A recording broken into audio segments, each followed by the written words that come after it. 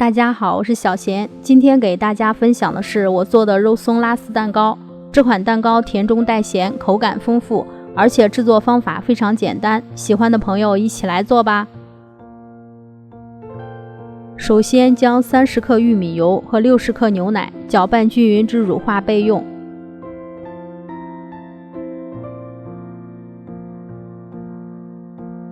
然后再将4个鸡蛋蛋清蛋黄分离。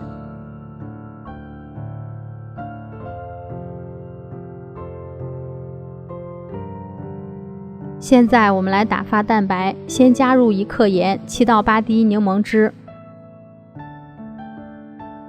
先用高速打发，50克细砂糖分3次加入，打至粗泡状态，加入1/3细砂糖。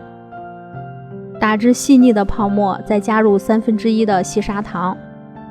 当蛋白开始有纹路，而且不会马上消失时，再加入剩下的细砂糖，转中低速继续打发。打发至提起打蛋头能拉出小尖尖，顶端有稍微的弯曲，这个状态就可以了。然后再加入分离好的4个蛋黄，混合均匀。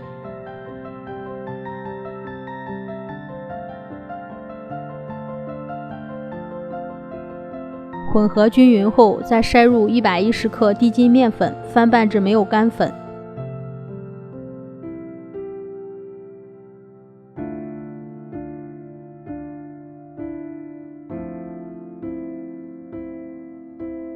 再加入混合好的牛奶和玉米油，继续把它们翻拌均匀。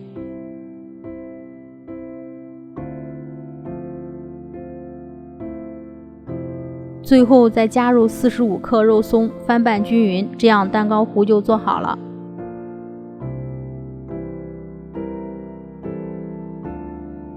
把做好的蛋糕糊倒入模具内，轻震几下，震出里边的气泡。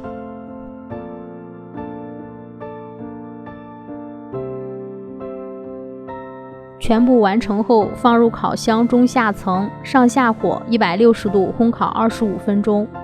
蛋糕烤好后，轻震几下，震出里边的热气，放凉后就可以吃了。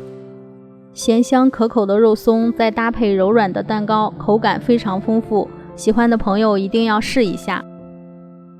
如果您喜欢我的视频，请帮忙点赞、评论、转发，别忘了订阅我的频道。我是小贤，我们下期见。